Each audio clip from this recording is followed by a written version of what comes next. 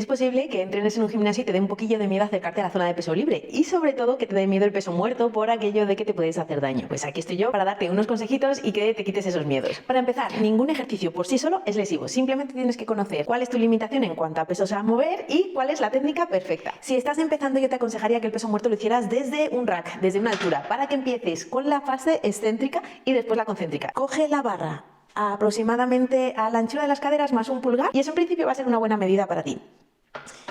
Te pegas la barra completamente al muslete y sacando culo vas flexionando rodillas y flexionando cadera hasta debajo de las rodillas y desde ahí vuelves otra vez a subir. ¿Cuál suele ser el mayor error? Que tendemos a mirar hacia adelante. No, que la cabeza siga la misma línea que el resto de la espalda. Otra cosa que habrás visto y que no debes hacer es hiperextender, llegar hasta aquí. Olvídate, eso solo en competiciones de powerlifting para que el juez vea que ha extendido completamente. Ese no es tu caso, así que solamente extiende hasta aquí. Una cosa importante es que habrás visto que voy descalza. Si en tu gimnasio te dejan ir descalza, no te borres nunca. Lo normal es que no te dejen. Así que utiliza el calzado más minimalista posible, sobre todo en esos días de peso muerto. Nada de zapatillas con mucha amortiguación, eso lo que va a hacer es que dificulte las líneas de fuerza que tienes que ejercer. Si consideramos que ese paso ya le tienes dominado, pues le vamos a cargar un poquito de peso. Date cuenta que las barras de los gimnasios normalmente son de 20 kilos.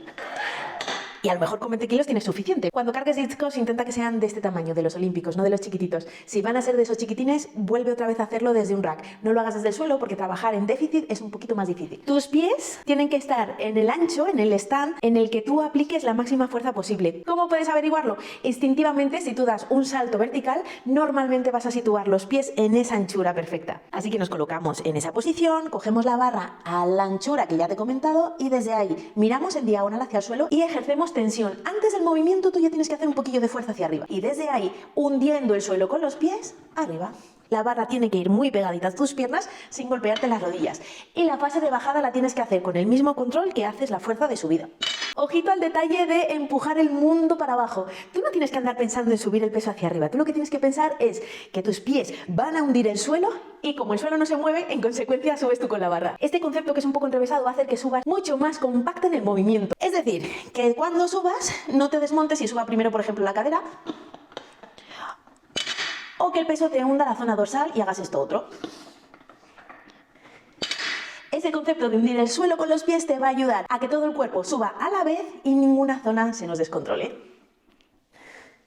Y por último decirte que vete subiendo el peso de forma muy progresiva, no tengas prisa, la lumbar se tiene que acostumbrar y no te pases a repeticiones, no hagas 12 repeticiones, haz 6 como muchísimo. Y una cosita más, el peso muerto puede dar agujetas en la zona lumbar y ese es un dolor que no es patológico, así que nada de miedo a que al día siguiente tengas alguna molestia en esta zona, sería lo normal porque tienes agujetas. Disfruta mucho de tu entrenamiento y si tienes alguna duda, escríbeme.